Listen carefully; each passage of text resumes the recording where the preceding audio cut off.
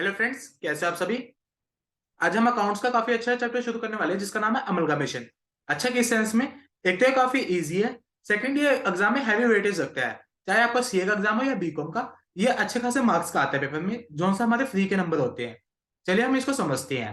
सबसे पहले स्टार्टिंग में आपको 3 टर्म्स दी गई है: अमलगामेशन, एब्जॉर्प्शन, एक्शन, रिकंस्ट्रक्शन। अमलगामेशन का मतलब क्या होता है? जब दो या उससे ज्यादा कंपनी आपस में मिलकर एक नई कंपनी बना लेती है। ठीक है। जैसे एग्जांपल के लिए एक्स लिमिटेड और वाई लिमिटेड, ये दोनों कंपनी थी। इन्होंने सोचा हम एक दूसरे से कंपटीशन क्यों करें, क्यों ना हम मिलकर एक कंपनी बन जाए कि जिससे हमारी एफिशिएंसी बढ़ जाएगी और हम एक्सपेंड भी हो पाएंगे और कंपटीशन खत्म हो जाएगा। तो उन्होंने एक नई कंपनी बना ली जिसका नाम है X Y limited. Absorption, absorption का क्या मतलब होता है? जब एक बड़ी कंपनी छोटी कंपनी को टेक ओवर कर लेती है। जैसे आपने सुना होगा आकाश और बायजूस का।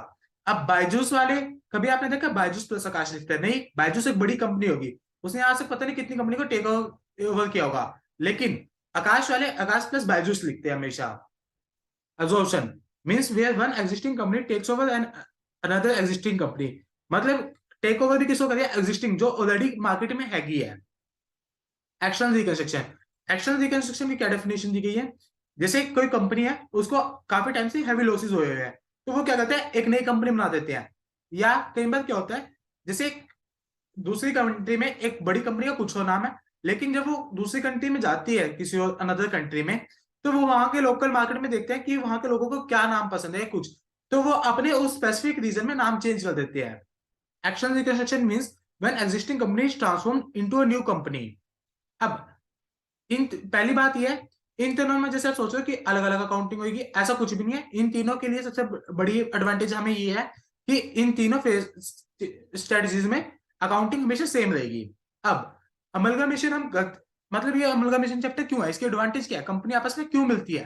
देखो सारे एडवांटेज देखते रहो। आपने इनकम टैक्स में पढ़ा होगा, जब भी एक कंपनी को लॉस होता है उसको 30% टैक्स एडवांटेज मिलती है। तो पहले क्या होने लग गया था, जब एक कंपनी को हैवी प्रॉफिट्स होते थे तो वो टैक्स प्लानिंग करते थे। टैक्स प्लानिंग के टाइम उन्होंने क्या देखा कि मतलब हमें हैवी प्रॉफिट हो रहे हैं, लेकिन at the same time market में कुछ ऐसी कंपनी है जिनके पास हैवी लॉस है, तो हम क्यों ना आपस में मिल जाए। वो गाना नहीं है, जैसे आज से तेरा सब मेरा हो गया, ऐसे ही आज से सारा लॉस मेरा हो गया। तो अब उनके पास प्रॉफिट था, लेकिन लॉस होने के कारण उनका प्रॉफिट सारा कम हो गया, तो उन्हें टैक्स कम देना पड़ा। तो गवर्नमेंट ने इसको देख के, अब जब भी अमलगमेशन वाला होता है तो इसके ऊपर काफी रेस्ट्रिक्शंस लगाई गई है, हमें कोर्ट की काफी अप्रूवल सी होती है। सेकंड एडवांटेज क्या है? आपने इकोनॉमिक्स में ये भी पढ़ते आए हो कि जितने ज्यादा हम प्रोडक्शन करेंगे उतनी हमारी एक लिमिट तक कॉस्ट पर यूनिट डिक्लाइन होती है। सेकंड रीजन ये होगा। थर्ड, जैसे आप कॉम्पिटिटर आपका, लेट्स सपोज आपके कॉम्पिटिटर के पास है 5% मार्केट शेयर। अब आपने उसको अक्वायर कर लिया, आपके पास ऑलरेडी मार्केट का 15% था।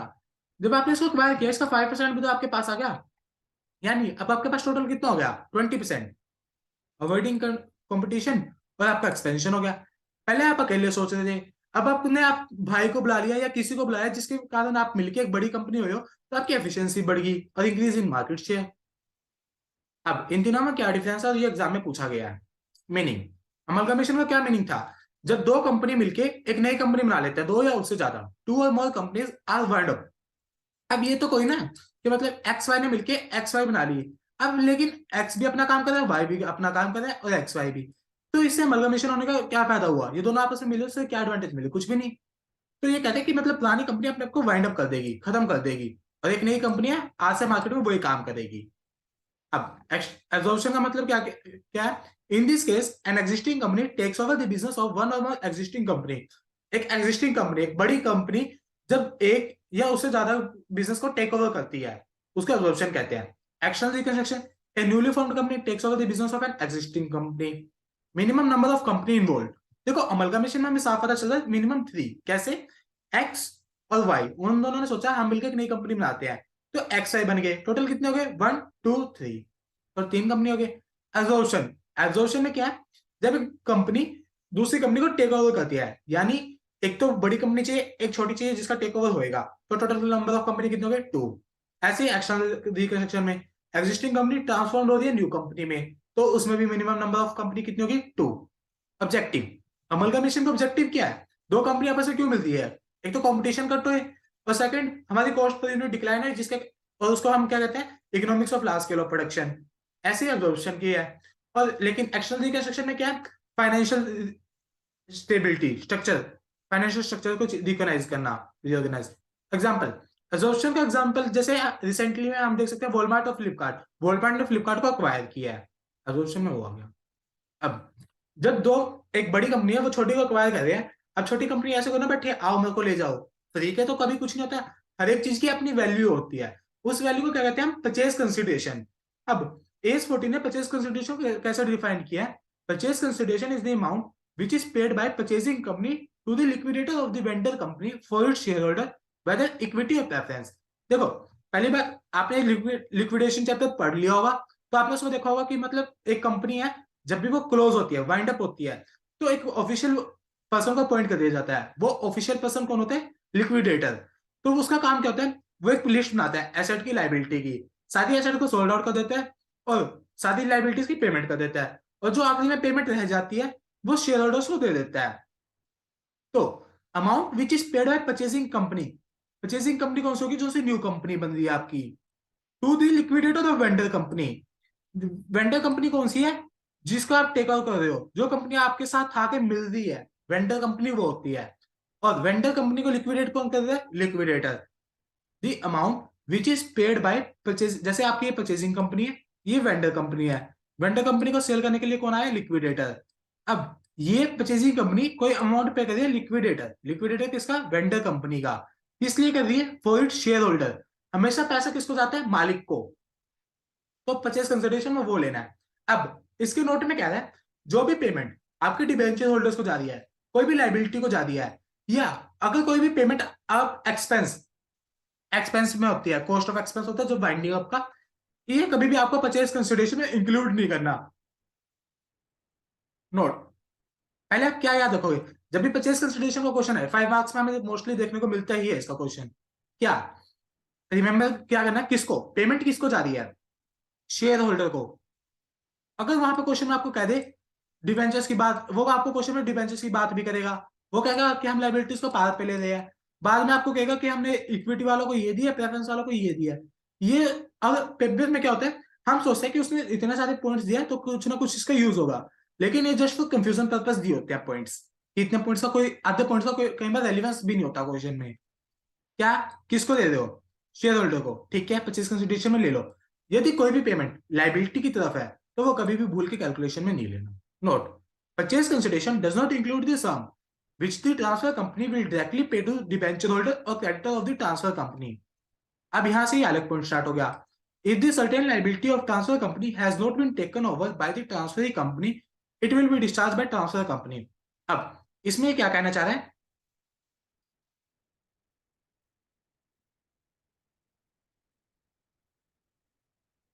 अब इसमें कह रहे हैं जैसे आपके मानो आपके पास की 5 एसेट, 1 2 3 4 5, और 5 है आपके पास लाइबिलिटी। अब मैं किसी कंपनी को टेक ओवर कर रहा हूँ, आप किसी कंपनी को टेक ओवर कर रहे हो, तो जरूरी कोई ना कि आप सारी की सारी उसकी लाइबिलिटी लोगे और सारी की सारी उसकी एसेट लोगे। अब लेट्स सपोज उसके पास जैसे 5 थी, 1 2 3 4 5, 5 लाइबिलिटी थी, लेकिन आपने 3 ली।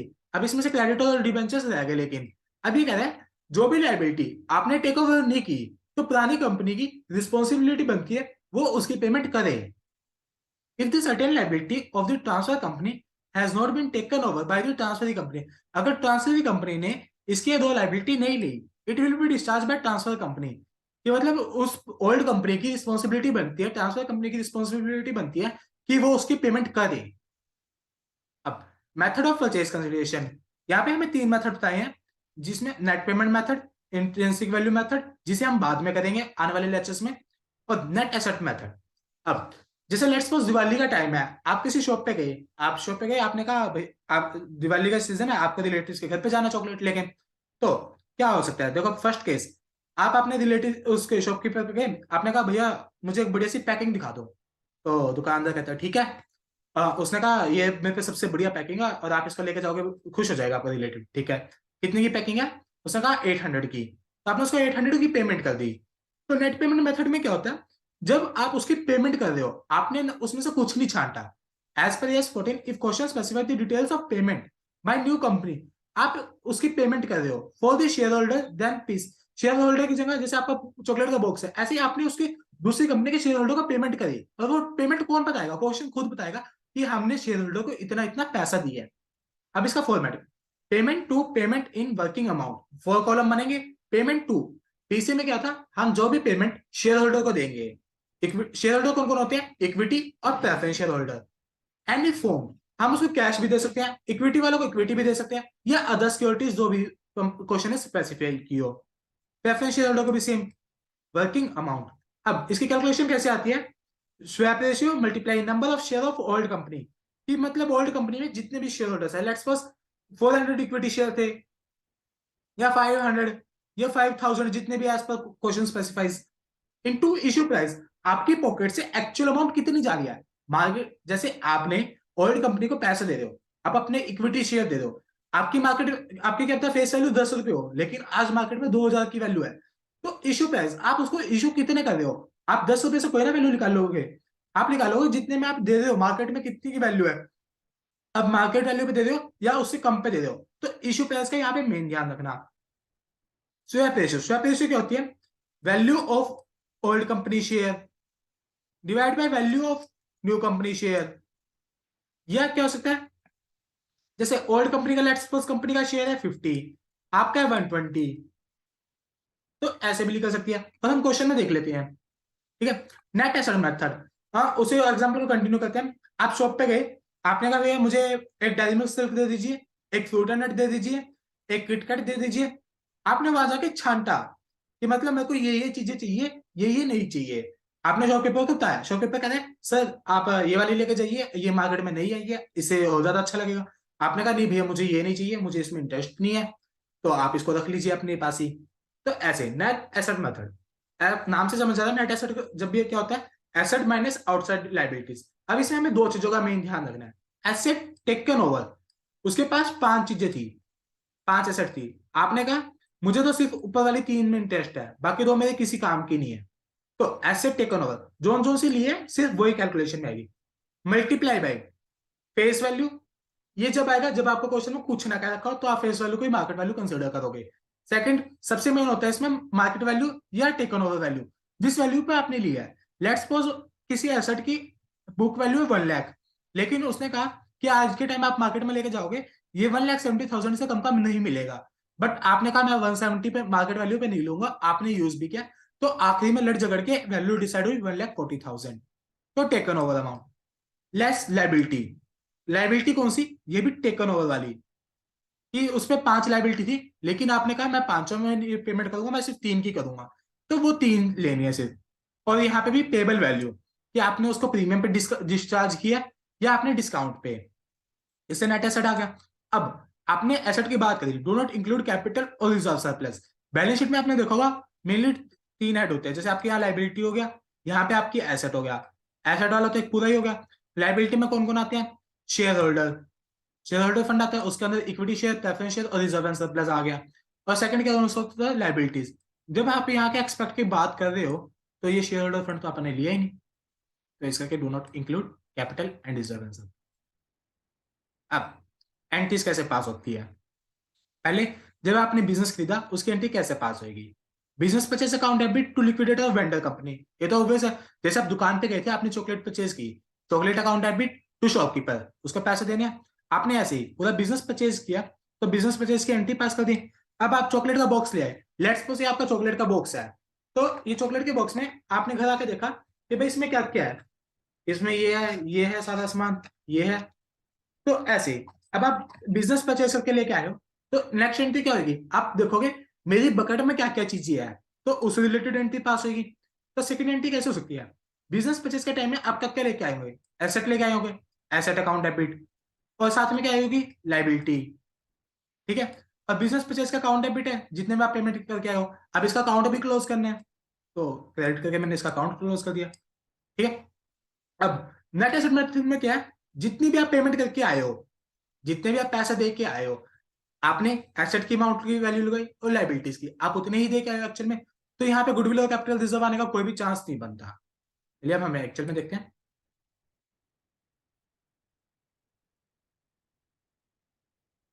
गुडविल और कैपिटल रिजर्व हमेशा परचेज कंसिडर इसमें आएगा नेट पेमेंट मेथड में। क्या आपने कहा मुझे उसने 800 रुपए का बॉक्स लिया, लेकिन आपने बॉक्स खोल के देखा, बॉक्स में उसने क्या कर रखा था, थर्माकोल वगैरह ज्यादा लगा रखा था, मतलब पैकिंग इतनी बड़ी दिखा रखी, लेकिन उसके अंदर आपने एक्चुअल में देखा कि मुझे 600 की वर्थ मिली, तो 200 आप एक्स्ट्रा किस चीज के देके आए हो? कंपनी के नाम के, गुडविल के।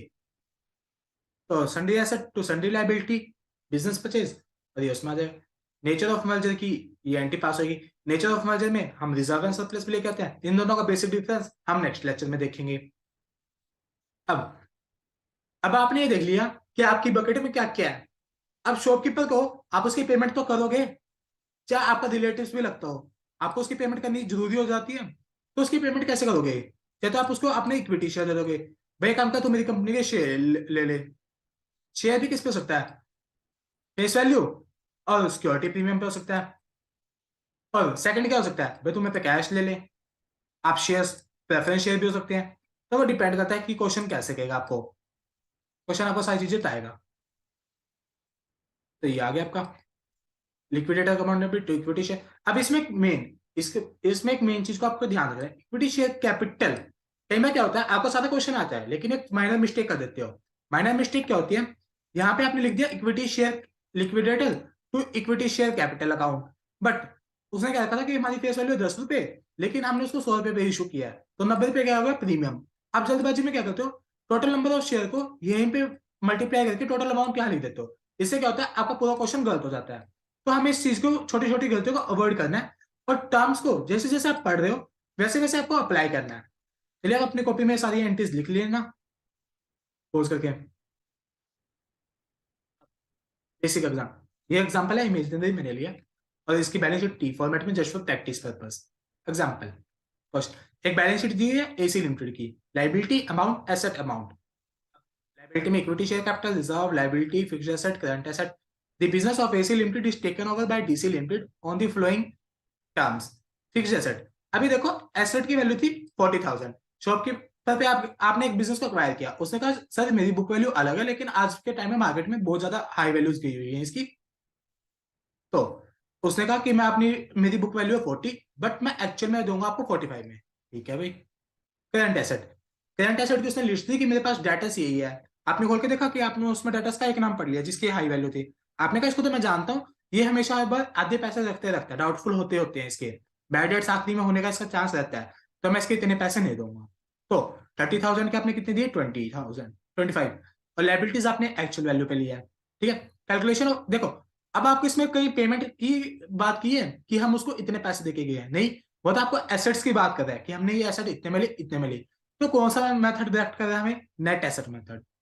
अब fix asset, fix asset taken over, taken over को आप जितनी बार बोलोगे उतना आपके लिए बेनिफिशियल रहेगा। और एक्चुअल वैल्यू, अब 40 वाले को आपने कितने दिए हैं? 45। तो कैलकुलेशन टाइम में हम कितने लेंगे? 45। ऐसे करंट एसेट 30 का, लेकिन आपने कितने में लिया है? सॉरी, करंट एसेट 30 के, लेकिन आपने एक्चुअल में लिए 25 के, तो हमने कैलकुलेशन टाइम भी 25 के ले लिए। और लाइबिलिटीज हमारी एक्चुअल में थी, और वो हमने एक्चुअल में ले ली। अब आपने उसको टोटल कितने किए? भाई तेरी वैल्यू 50,000 की लग रही है ना को, ले 50,000 रुपए पकड़, आज से तेरा बिजनेस मेरा हो गया। अब इसकी जनरल एंट्रीज देख लेते हैं। अब उसका बिजनेस लेके आए, बिजनेस परचेज अकाउंट है टू लिक्विडेटर अकाउंट, 50,000, 50,000। आपने उसमें खोल के देखा कि मैं क्या क्या लेके आया एक्चुअल में बिजनेस परचेज में। फिर से एसेट कितने में ले गया? 45 की, 45। करंट एसेट कितने में ले गए? 25 में। लाइबिलिटीज कितने में लेके आए? 25 में। और आपने एक्चुअल पेमेंट कितनी कर दी? 50। तो यहाँ पे कभी भी गुडविल और कैपिटल रिजर्व आने का कोई भी चांस नहीं रहता, क्योंकि आप एक्चुअल में ही पेमेंट करके आए हो। और लिक्विडेटर को हमने जनरल अजम्पशन रहती है, हम इक्विटी वालों को इक्विटी देके।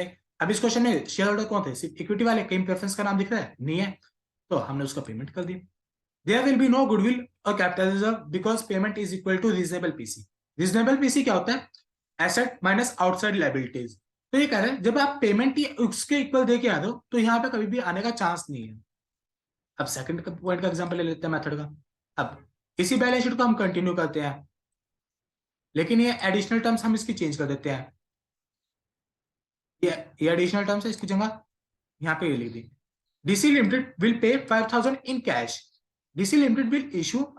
अब डीसी लिमिटेड को किसने एक्वायर किया था? डीसी लिमिटेड ने।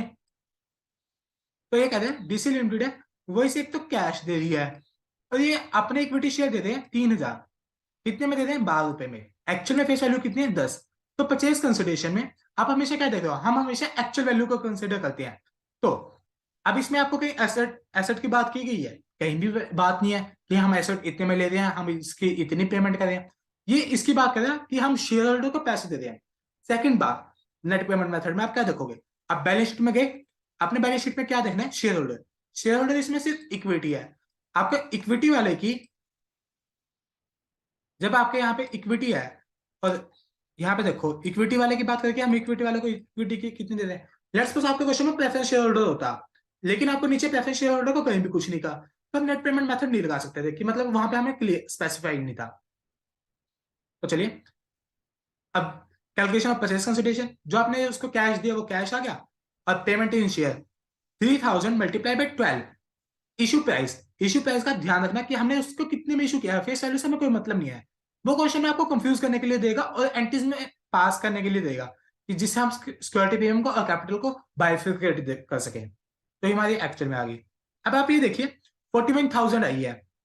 अब फिक्स्ड एसेट हमने, देखो अब आपको इसमें एसेट के बारे में कुछ नहीं कहा, तो हमारी जनरल एजम्पशन है कि हमने उसको सब कुछ एक्वायर करा हो। फिक्स्ड एसेट कितने की आपकी? 40 की। करंट एसेट कितने की? 30 की। 40 और 30 70,000। लाइबिलिटी कितने की है? 20। यानी आपकी टोटल अमाउंट कितनी आ गई डेबिट की? यहाँ पे एसेट देखो, एसेट 40 की, करंट एसेट 30 का, लाइबिलिटी 20 की। और बिजनेस में कितने लेके आए? 41। कितने का डिफरेंस आ रहा है? 9,000। अब वैल्यू थी ज्यादा, आप देखे आए हो कम, आपको प्रॉफिट हो गया। और ये प्रॉफिट मतलब आपको डेली होता है चलते फिरते नहीं, कभी कभार का प्रॉफिट होता है। तो ये कहाँ जाना चाहिए? जनरल या कैपिटल? जनरल रिजर्व में डेली के प्रॉफिट जाते हैं, और कैपिटल में जो से डे टू डे से नहीं होते। तो 9,000 क्या आ गया आपका? Capital reserve. तो नो, हम जो भी पेमेंट कैश में करेंगे, शेयर या अदर एसेट, तो वो परचेज कंसिडरेशन के टाइम हम ले लेंगे। अब यहाँ पे कह रहे हैं actual PC greater than reasonable PC. Reasonable PC जैसे अभी आपने निकाला है, सारी एसेट को डेबिट किया, लाइबिलिटी को माइनस किया, और आपने क्या देखा कि बिजनेस की एक्चुअल वर्थ कितनी थी? 40। आप कितने पे करके गए? 41। यानी 9,000 कम पे किया है। 50 की वैल्यू थी, आप 41 पे करके आए हो। वैल्यू 9 से कम है, कि आप उसको, आपको 9,000 का बेनिफिट हो गया, डे टू डे का नहीं है, कभी कभार होता है। तो ये हमारे कैपिटल रिजर्व में चला गया। अब अगर 50 की वैल्यू है, आप उसको 55 पे करके आ रहे हो कि भाई तू चल 55 रख, तो 5,000 आप एक्स्ट्रा किस चीज की पे करके आए हो? गुडविल के, कंपनी की रेपुटेशन के। तो गुडविल का आ गया। जब यहाँ पे एक्चुअल पीसी आपको नहीं दिया गया, तो आप क्या मानोगे? जितने की एसेट है हम उतने ही पे करके आए हैं, रीजनेबल पैसे। ठीक है, चलिए हम क्वेश्चन को देखते हैं। A Limited take over B on 1st April 2001 and discharge consideration for the business as follows. Issue 42,000 fully paid equity share of 10 each at par to the equity shareholder of B Limited. अब A ने B को take over किया है, ठीक है। अब ये कह रहे हैं कि हमने इक्विटी वालों को 42,000 फुली पेड इक्विटी शेयर दिए 10 रुपए के, ठीक है भाई। Issue fully paid 15% preference share of 100 each to discharge security premium preference shareholder 1,70,000 of B Limited at a premium of 10%. ठीक है। It agreed to discharge the debenture of B Limited 50,000 and will be converted into equity number and amount of 13% debenture of A Limited. Determine the amount of purchase consideration. अच्छा, अब let's suppose ये paper में question आ गया, तो हम इसको कैसे start करेंगे? पेपर में सबसे पहले आप परचेज कंसिडरेशन को डिफाइन कर देना। परचेज कंसिडरेशन क्या होता है?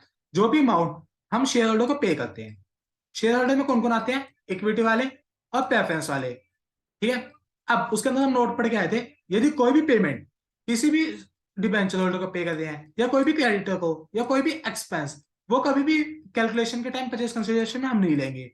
अब इससे हमें क्या अंडरस्टैंडिंग मिलती है? क्वेश्चन में देखो आपको इक्विटी वाले के बारे में साफ बता दिया कि हम इतने शेयर दे रहे हैं, इतने की अमाउंट के दे रहे हैं। प्रेफरेंस वालों को भी इसने कह दिया कि हम 15% प्रेफरेंस शेयर होल्डर दे रहे हैं 100 का, और पुरानी कंपनी में थे 1,70,000 के, हम डिस्चार्ज करें किस पे? प्रीमियम पे। कितना परसेंट? 10%। तो प्रेफरेंस शेयर होल्डर को। अब डिवेंचर होल्डर, डिवेंचर होल्डर तो यार मेरे पीसी में नहीं आना, तो मैं एक सेकंड के लिए इसको कट कर देता हूं ताकि कंफ्यूजन क्रिएट ना करे बाद में। अब 42,000, अब जब भी पेमेंट मेथड था हम क्या बनाए इसमें? 4 कॉलम,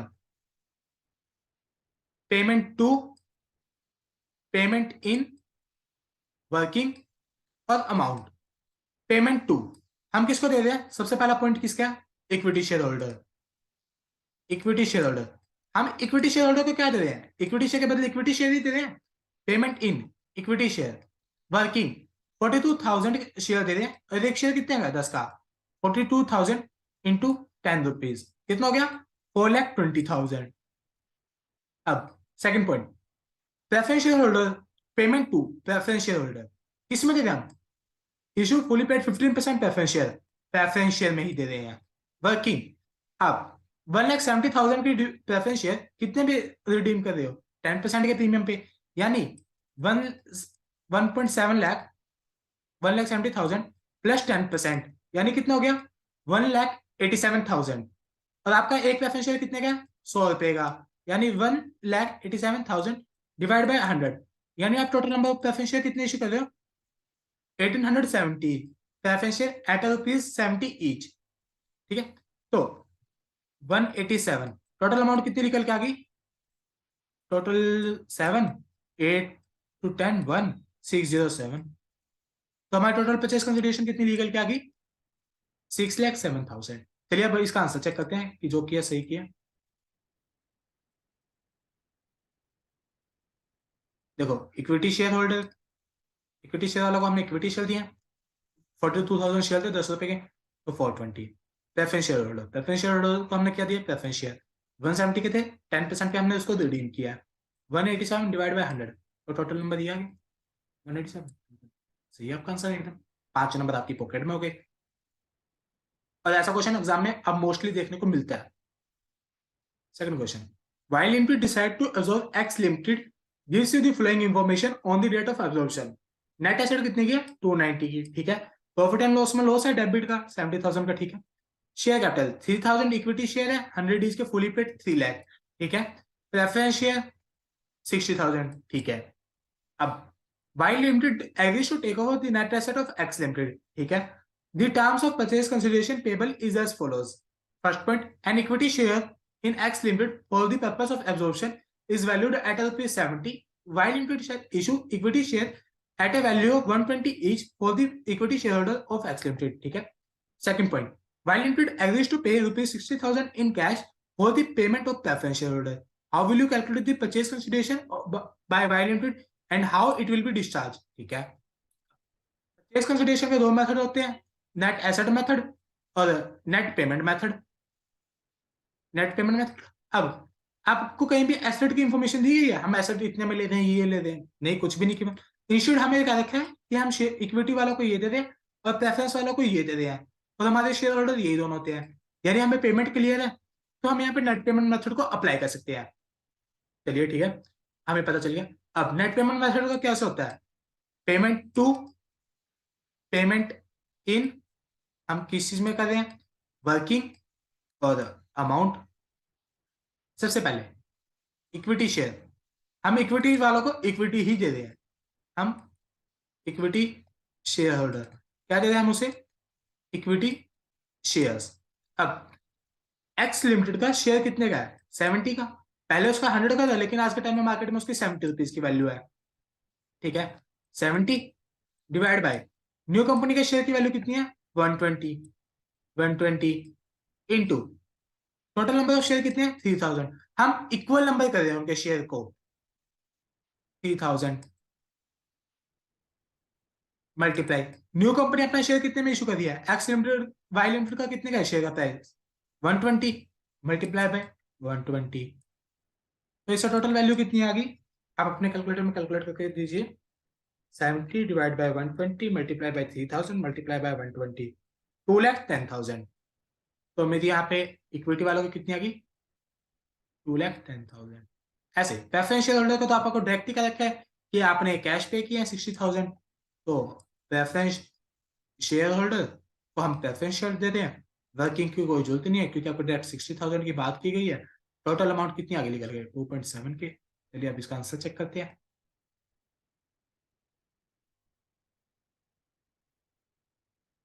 सही है आपका आंसर 210।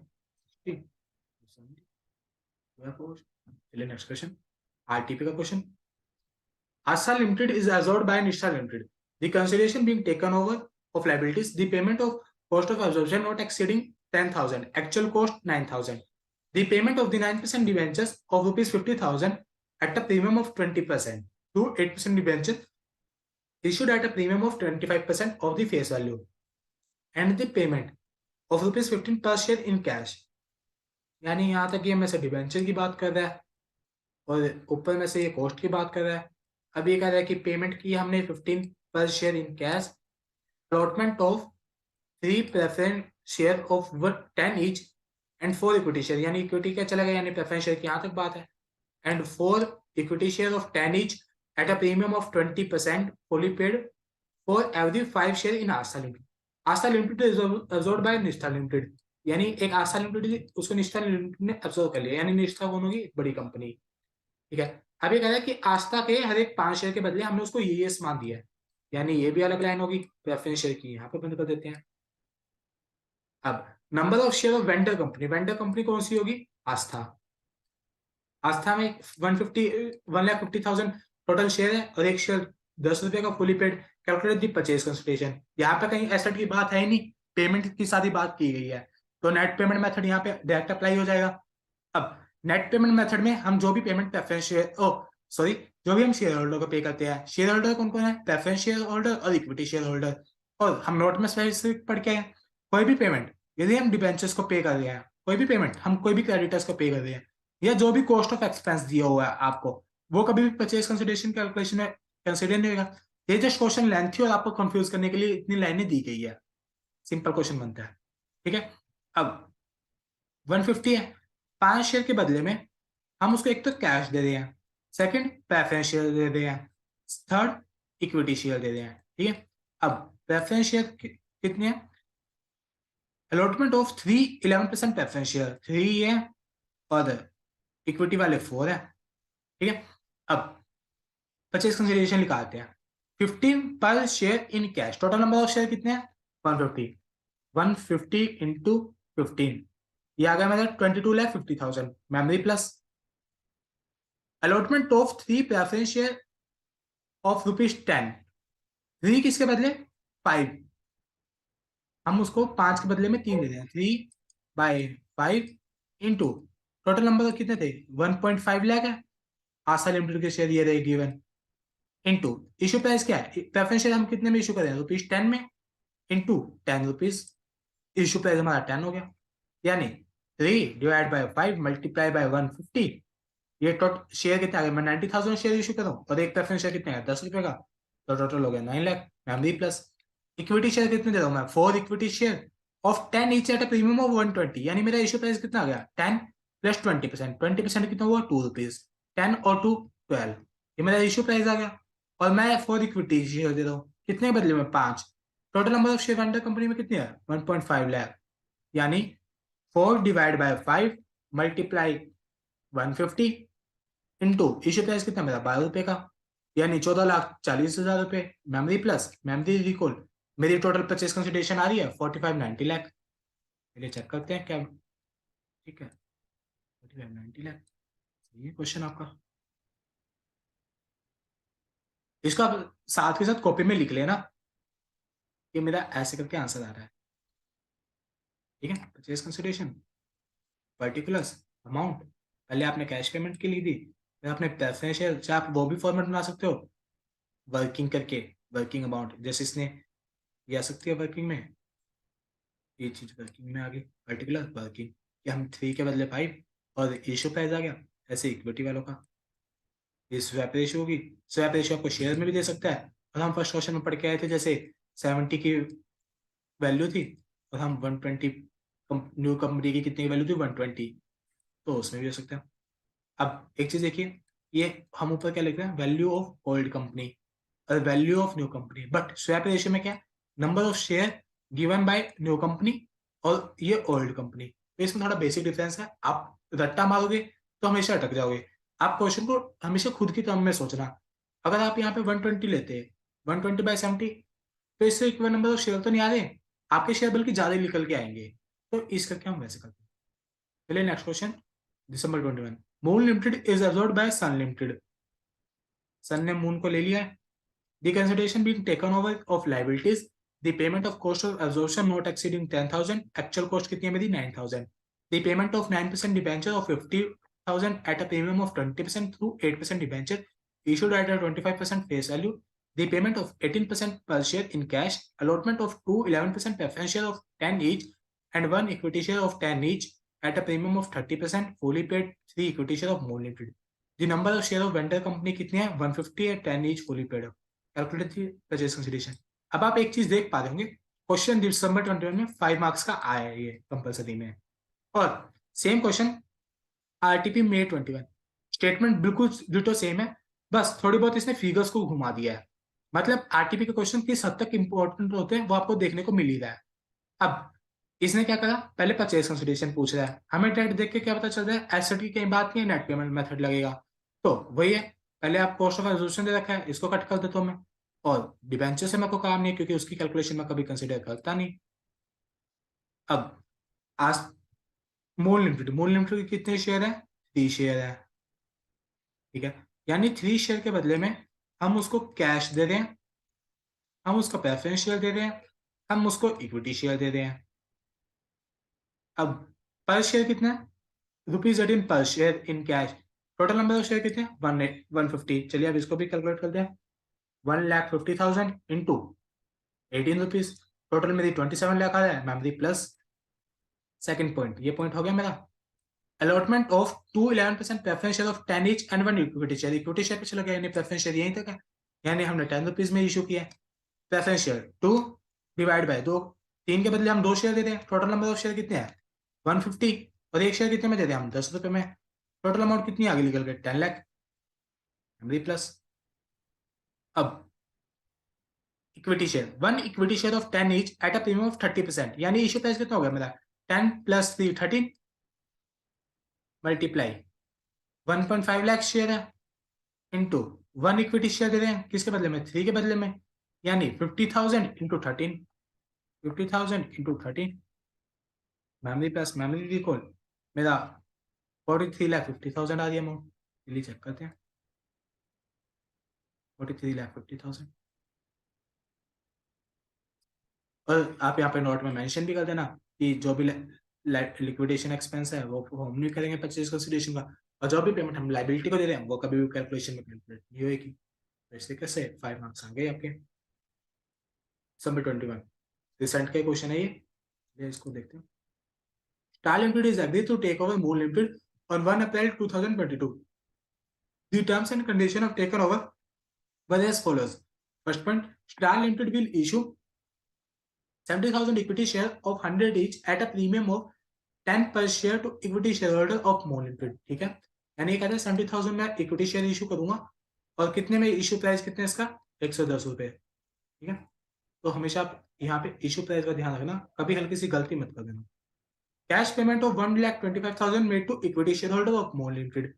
ठीक है, अब इसने इक्विटी वालों को कैश भी दिया, और कैश के वालों हमें डेप्थ किया दी इसने 125,000 fully paid preference shares 70 issued at a par to discharge preference shareholder of Mole Limited. Give the meaning of consideration for amalgamation। और सेकंड पॉइंट क्या? Purchase consideration. अगर ये मीनिंग ना भी मांगता तो क्वेश्चन में हमारा सबसे पहले रिस्पॉन्सिबिलिटी बनती है हम उसको मीनिंग दे, चाहे मांगी हो चाहे ना मांगी हो, क्योंकि सेफ साइड होकर चलना आपको एग्जाम में। अब कंसिडरेशन क्या था? जो भी पेमेंट हम लिक्विडेटर और वेंडर कंपनी को देते हैं, किस लिए देते हैं? उस शेयर होल्डर्स की पेमेंट के लिए। शेयर होल्डर कौन होते हैं? इक्विटी और प्रेफरेंस शेयर वाले। और नीचे नोट लिख देना, यदि कोई भी पेमेंट डिबेंचर होल्डर्स या क्रेडिटर्स या कोई भी लिक्विडेशन के एक्सपेंस में जा रही है, उसको हम कभी भी कैलकुलेशन में कंसिडर नहीं करेंगे। ठीक है, तो यहाँ पे आ गया। अब परचेज कंसिडरेशन निकालते हैं। पेमेंट मैं यहाँ पे बना लेता हूँ, payment to, payment in, working. सबसे पहले किसको पेमेंट जा रही है? पहले 2 पॉइंट मेरे इक्विटी वालों से रिलेटेड, इक्विटी शेयर होल्डर, ये दो। इक्विटी वालों को पहले कहते हैं कि हम सबसे पहले पॉइंट में क्या कहते हैं कि मतलब मैं उसको इक्विटी शेयर ही दे रहा हूँ। Payment to equity share holder, उसको मैं इक्विटी शेयर दे रहा हूँ। इक्विटी शेयर कैसे? 70,000 इक्विटी शेयर दे रहा हूँ, और कितने में दे रहा हूँ मैं? 110 में।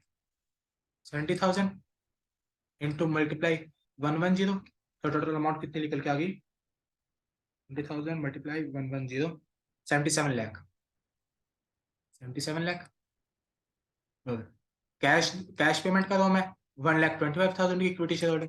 यहाँ पे इसने डायरेक्ट कर दिया, इक्विटी शेयर होल्डर वालों को मैं कैश पेमेंट कर रहा हूँ, वर्किंग की कोई जरूरत नहीं है क्योंकि डायरेक्ट पेमेंट है 125। अब third point, 25,000 fully paid preference shareholder 70 each issued at a part to discharge preference shareholder of moon।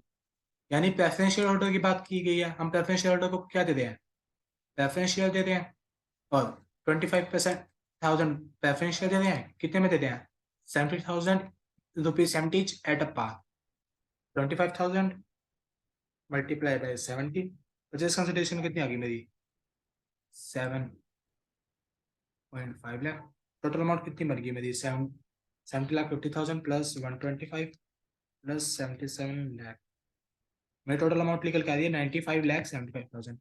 एक बार इसको चेक कर लेते हैं, 95,75,000, ठीक है, हो गया आपका क्वेश्चन, 5 मार्क्स आ गए आपके। बट आपका जैसे पेपर में जब भी कंपलसरी क्वेश्चन में आ जाए तो एक बार आप उसकी टर्म को डिफाइन कर देना। देखो आपका 1 मिनट लगेगा, लेकिन 1 मिनट में आपका मार्क्स भी सिक्योर हो जाएगा। क्या पता आपका पूरा क्वेश्चन ठीक हो और ये ना देने की वजह से वो आपका मार्क्स कट कर ले, फिर आपको सब कुछ आता है, लेकिन फिर आप सोचते मेरे मार्क्स कहाँ कट हो गए, तो इन सब छोटी छोटी गलतियों में कट हो जाते हैं मार्क्स। चलिए क्वेश्चन नेट एसेट मेथड का भी देख लेते हैं। Following are the balance sheet of BX Limited on 31st March. Equity shareholder इसे सारी बता रखी है। PQR Limited agrees to take over asset of BX Limited. PQR ने टेक ओवर कर लिया BX को, PQR इसने किसको टेक ओवर कर लिया, BX को। On the terms, discharge 13% preference debentures at a premium of 10% by issuing 14% of PQR Limited. 13%, ये अब ये देखो, ये इसका डिबेंचर होल्डर कहाँ गया, ये रहा। ये कह रहा है कि हम 13% डिबेंचर होल्डर को डिस्चार्ज कर रहे हैं एट अ प्रीमियम ऑफ 10%, यानी ये कह रहा है हम इसको 10% प्रीमियम पे डिस्चार्ज करेंगे प्लस 10%, ठीक है, बाय इशूइंग 14% ऑफ PQR। ठीक है भाई, आगे समझ। Revalue property plant and equipment at 10% above book value.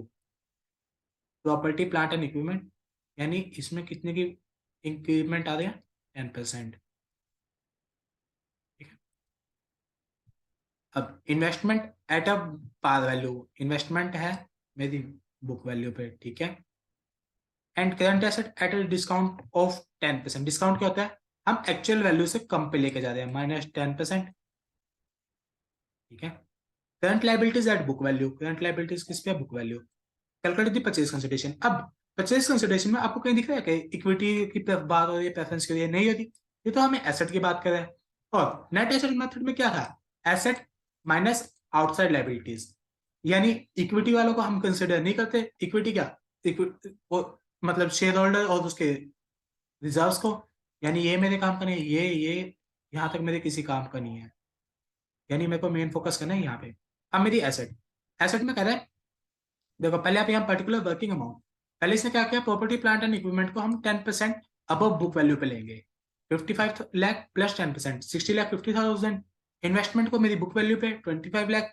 Current asset किस पे है, 10% डिस्काउंट पे, 30 लाख का 10% डिस्काउंट कितना हो गया, 27 लाख। 1,12,50,000 मेरी एक्चुअल फिगर आ गई।